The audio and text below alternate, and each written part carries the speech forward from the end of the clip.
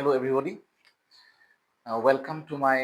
YouTube channel Simplified Mathematics by Hirok sir and myself Dr. Hirok Jidehiniya. আজি এই ভিডিঅ'টিত আমি ট্ৰিগনমেট্ৰিৰ কিছুমান প্ৰব্লেমৰ কথা ডিছকাছ কৰিম। ট্ৰিগনমেট্ৰি ৰিলেটেড কিছুমান প্ৰব্লেম। সো এতিয়া কথা হ'ল ট্ৰিগনমেট্ৰি ৰিলেটেড কিছুমান প্ৰশ্ন আমাৰ ক্লাছ 10, 11, 12 থকা উপৰিও কিছুমান কম্পিটিটিভ এক্সামত আমাৰ আহি থাকে। চ' ADRE হওক বা SSC হওক বা চিভিল চাৰ্ভিচৰ সৰু সুৰা কিছুমান চিভিল চাৰ্ভিচৰ এপ্টিটিউড যদি কুৱেশ্যন আহে তাতো আহিব পাৰে। চ' এতিয়া আমি ডিছকাছ কৰিবলৈ যাওঁ, সাধাৰণতে আমি কেইটামান কথা মনত ৰাখিব লাগিব। ট্ৰিগনমেট্ৰি আচলতে কিয় ব্যৱহাৰ কৰোঁ, ট্ৰিগনমেট্ৰিৰ সহায়ত আমি কি নিৰ্ণয় কৰিব পাৰোঁ, বা ট্ৰিগনমেট্ৰিৰ মানবোৰ কেনেকুৱা বা অনুপাতবোৰ কেনেকুৱা। So what kind of ratios are connected or is connected with or obtained with trigonometry? So you see, trigonometry সাধাৰণতে আমাৰ 6টা অনুপাত বা ৰেচিঅ থাকে বুলি আমি কওঁ। সাইন বুলি কোৱা হয়, it is said as sine, cosine, tangent, cotangent, এটা নাম।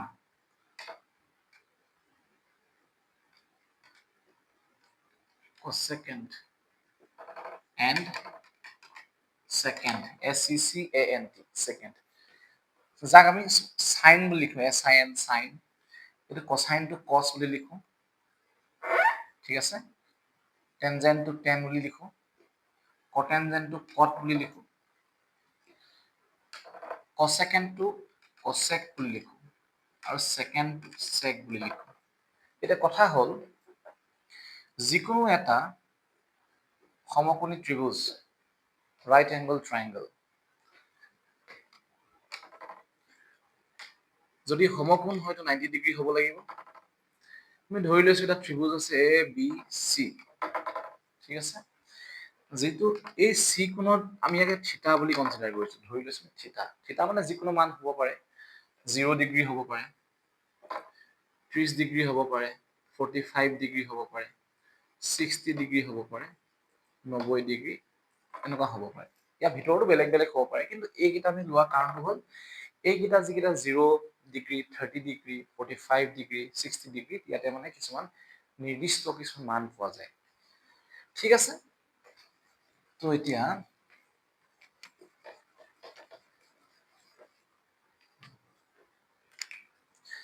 আহো ট্ৰিগনমেট্ৰি অনুপাতবোৰ কেনেকৈ হৈ যায়। বৰ্ডখন মুচিবলৈ দিগদাৰ হৈছে, কাপোৰ ইউজ কৰি দিছো সেইকাৰণে। অ'কে, এটা কবিতা এটা আছে, আপোনালোকে হয়তো শুনিছে, some people have, আপোনালোকে বহুতেই শুনিছে যে some people have। এই কবিতাটোৰ কানেকশ্যন আছে sine theta, cos theta, ten থিটাৰ লগত কানেকশ্যন আছে। Curly brown hair turn permanently black. এই যে আমি কৈছো আগতে যে লিখিলো কস, সেক, কসেক, তাৰ লগত থিতাটো কেতিয়া লিখো, থিতাটো আমি থিতা নিলিখি চিও লিখিব পাৰো, থিতা নিলিখি আমি এও লিখিব পাৰো। গতিকে আমি থিতা এটা নাম দিলো, ঠিক আছে। এটা কথা হ'ল, some people have, সমটো সাইনৰ লগত কানেকশ্যন আছে, SIN। এটা চাব দেই, যিটো এংগল বা কোণক আমি থিতা লৈছো, সেইটো তাৰ লগত যদি 90 ডিগ্ৰী থাকে, একেটা সাইডত যদি 90 ডিগ্ৰী থাকে, এইটো আমি বেছ বুলি কওঁ, বেছ বা ভূমি, অসমীয়াতে ভূমি বুলি কোৱা হয়। 90 ডিগ্ৰী বা 90 ডিগ্ৰীত উলম্বভাৱে থকা ডালক লম্ব বুলি কওঁ, যাক পাৰপেণ্ডিকুলাৰ বুলি কয়, ইংলিছত পাৰপেণ্ডিকুলাৰ। আৰু 90 ডিগ্ৰীৰ বিপৰীতে থকা যিডাল বাহু বা স্লাইড ছেগমেণ্ট, এইটোক আমি কি বুলি কওঁ, অতিভুজ বা হাইপোটেনাছ বুলি কওঁ, হাইপোটেনাছ, ঠিক আছে। সেই যেটা লিখিছো, some people have, some means sine, এক নম্বৰ এইটো sine theta. Some people have P to perpendicular is to have মই ইয়াৰ পৰা লিখিছো means perpendicular by hypotenuse মানে কি মানে perpendicular লম্বৰ অনুপাত লম্বটো কাৰ লগত অনুপাত আছে hypotenuse অতিভুজৰ লগত অনুপাত ঠিক আছে তেতিয়া হলে আমি মানবোৰ কেনেকৈ বহাব পাৰো এটা যদি তোমাৰ দিয়া আছে পারপেন্ডিকুলার এটো লম্ব এটো এবি হ'ব ঠিক আছে হাইপোটেনাস এসি আৰু যদি মান সাপোজ ইয়াতে 2 ইয়াতে 4 দিয়া আছে তেতিয়া আমি বহাই দিব পাৰো ঠিক আছে তো এই sin থিটা তেনেকে সিমিলাৰলি কাৰ্লি ব্ৰাউন হেয়াৰ এটা কসৰ কাৰণে আহি গ'ল cos থিটা কার্লি ব্রাউন হেয়ার বি মানে বেস হেয়ার মানে এটা হাইপোটেনাস বেস মানে ভূমি যেটো লিখিছো বেস ঠিক আছে তো তাৰ কাৰণে আমি অনুপাতটো কি পালো বেস মানে বিসি হাইপোটেনাস টু এসি সবে গম পাইছা ওকে সো তেনে ধৰণেৰে আমি যদি চাও আৰু এটা আছে লাষ্ট 10 নম্বৰ এটো 2 এটো 3 some people have curly brown hair and TURN term দেই পার্মানেন্টলি ব্ল্যাক মানে 3 নম্বৰ আমি কি লিখিব 10 এই থিটাৰ কাৰণে কৰি আছে থিটা permanently black P by B P মানে পার্পেন্ডিকুলার B মানে বেস পার্পেন্ডিকুলার মানে লম্ব AB divided by base BC so এই ট্রিগোনোমেট্রিক যেটা অনুপাত sin cos tan পালো ঠিক আছে তাৰ উল্টা গিটা এতিয়া ইয়াৰ মানে মানটো উল্টা বুলি ক'লে সহজে বুজিবলৈ দিগদাৰ হ'ব মই লিখি দিছো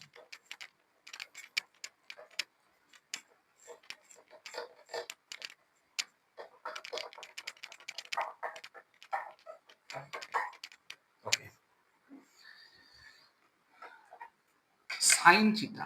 আমি 4 নম্বৰটো বুলি লিখিছো sin নম্বৰটো আমি এনেকৈ আৰম্ভ কৰো 10 আছে cot থিটা মানে ইয়াৰ ফৰ্মুলাটো হ'ব 1/tan থিটা এইকেইটা ফৰ্মুলা সিধানত মনত ৰাখক আপুনি 5 নম্বৰতে আহিলে sec থিটাটো 1/cos থিটাৰ লগত ইকুৱেল হয় ঠিক আছে আৰু 6 নম্বৰতে cosec থিটা মানে 1/sin থিটা মানে আপুনি যদি সহজ ভাষাত চাবলৈ যায় sin থিটা ইকুৱেল টু যদি এই ট্ৰিগোনোমেট্ৰিৰ যিটো ত্ৰিভুজ এই ত্ৰিভুজটোৰ ওপৰত যদি নিৰ্ভৰ কৰি আপুনি যদি বাহুৰ অনুপাতবোৰ বিচাৰে তেতিয়া sin থিটাৰ কাৰণে AB ডিভাইডেড বাই AC যদি পাইছে তেতিয়াহলে AC ডিভাইডেড বাই AB হলে মানে আমি এই cosec থিটাটো পাম মানে সিমিলারলি মানে cos থিটাৰ কাৰণে বেলেগ হ'ব আৰু sec থিটা cosec থিটাৰ কাৰণে বেলেগ পাব আৰু কেইটামান আছে সৰু ফৰ্মুলা মই আপোনাক জাস্ট কৈ দিছো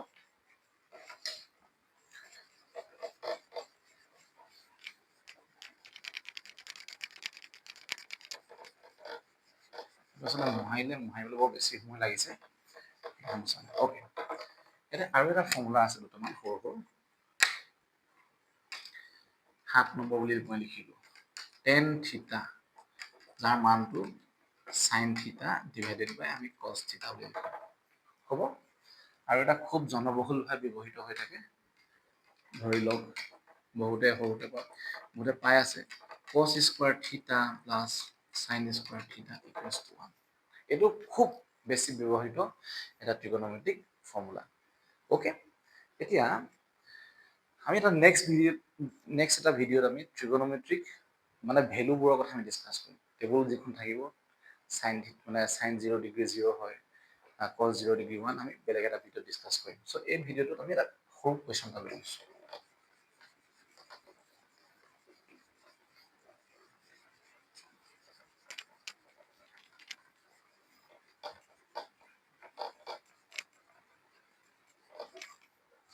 এটা কোৱেশ্চন যদি লওঁ সাপোজ simplify বা evaluate আমি সৰল কৰা বুলি ক'ব পাৰো বা মান উলিওৱা সৰল কৰা এটা কোৱেশ্চন যদি এনেকুৱা ধৰণৰ থাকে যিকোনো ধৰণৰ question sine square 30 degree plus tan square 30 degree plus cos square 45 degree divided by sin square 45 degree plus 10 square 45 degree মান কিমান হ'ব ইয়াৰ মানটো কিমান হ'ব মই আগতে এইফালে লিখি দিওঁ মই চিধা লিখি যাম এই যিটো দেখিছে sin square 30 ডিগ্ৰী ঠিক আছে মই টেবুলখনৰ কথা নেক্সট এটা ভিডিঅ' ডিছকাছ কৰিম sin square 30 ডিগ্ৰীত আমি অলপ সহজ হ'ব কাৰণে এনেকৈ লিখি লৈছোঁ এইটো আমি এনেকৈ লিখিব sin 30 ডিগ্ৰী হোল স্কোৱাৰ তেনেধৰণে বাকী গোটেইকেইটা আমি তাৰ আমি এনেদৰে লিখিব পাৰোঁ tan 30 degree whole square cos 45 degree whole square ঠিক আছে একেধৰণে আমি যদি এইটো কাৰণে চাওঁ 45 ডিগ্ৰী হোল স্কোৱাৰ প্লাছ 10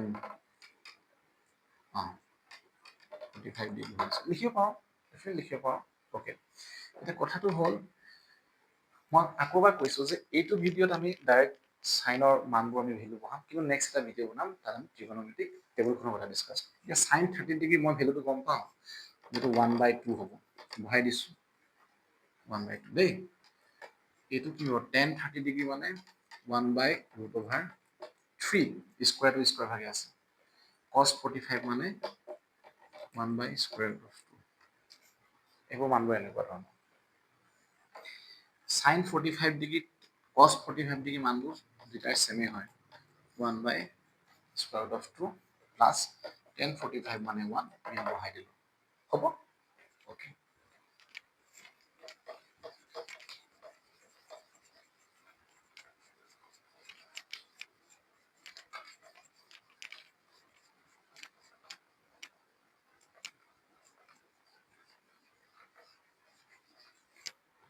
এতিয়া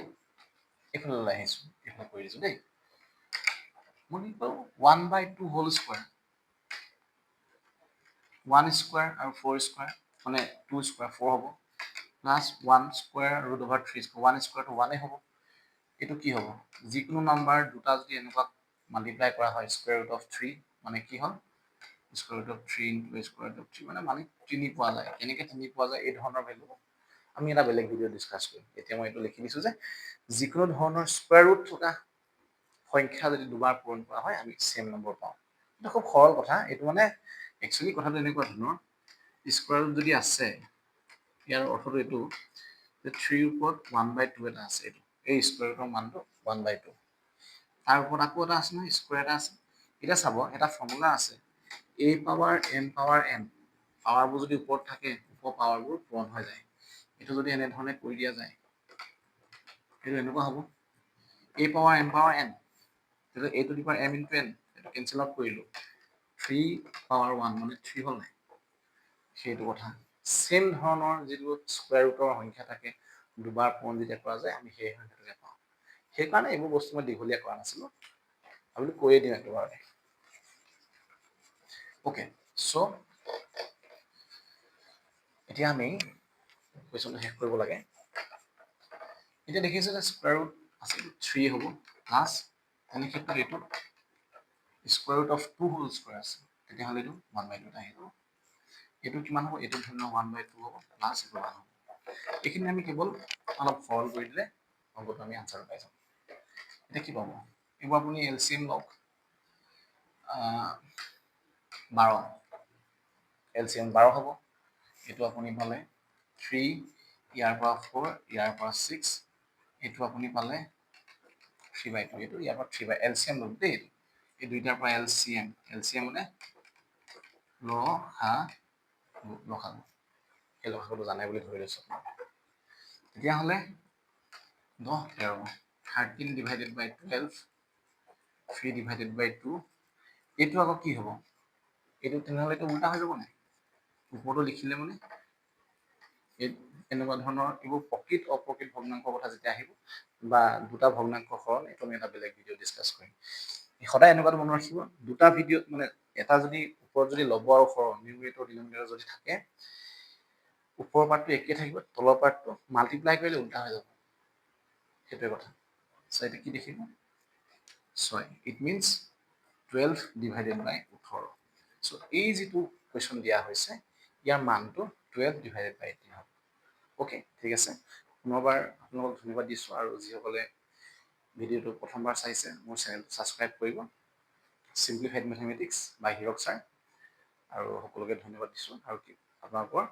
পৰামৰ্শসমূহ কমেণ্ট বক্সত লিখিবলৈ নাপাহৰিব থেংক ইউ